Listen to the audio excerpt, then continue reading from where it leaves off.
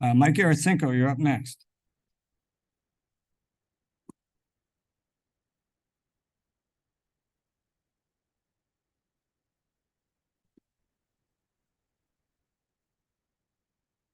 Can you guys hear me? Can. For the record, Mike Erosenko, 40 Palmer Place here in the great city of Bristol. I'm here tonight as a father. My son Alex is a very special little man. He was born at 29 weeks. He was on life support for 10 days. He spent 8 weeks in the NICU, and I didn't even get to hold my son for 7 days. He's 4 years old. He says about 5 words.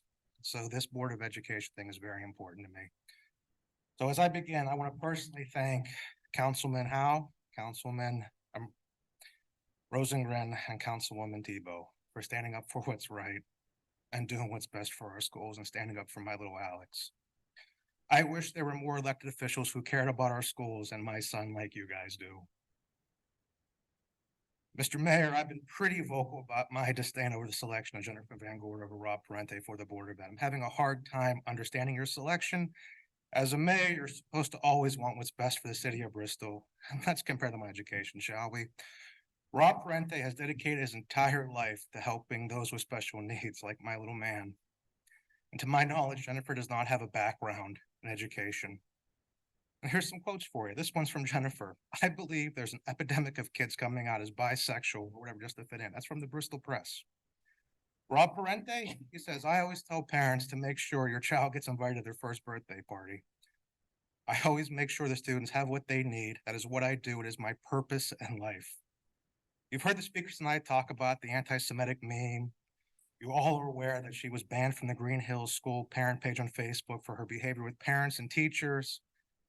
I'm here to tell you tonight, I don't care if Alex is gay or bisexual.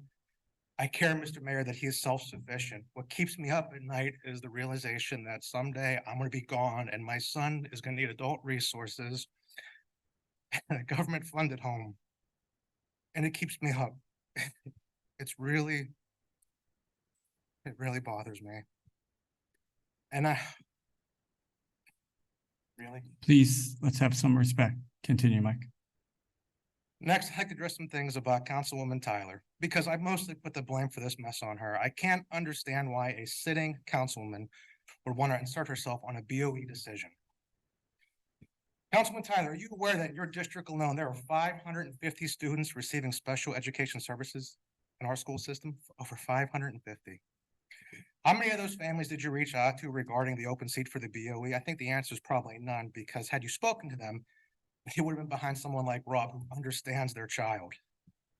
You wrote an email endorsing Jennifer, and I found some of the wording troubling to say the least. You spoke about how Jennifer is running for the 79th again, and how this seat on the BOE will give her political credit. I'm telling you, my little Alex, his development, he's not a pawn to be used for political cred.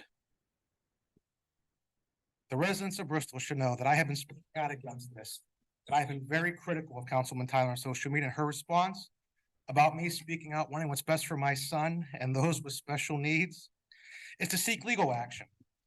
I have it right here. I gave it to the press. Mike, if I can just ask you to kind of wrap up, please. Your 3 minutes is up.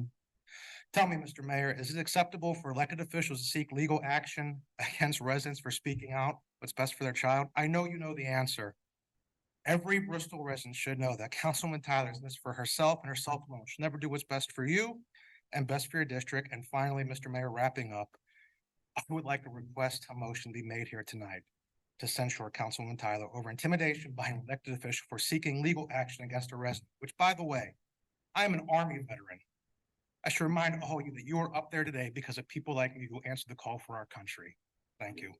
Thanks for your service, Mike.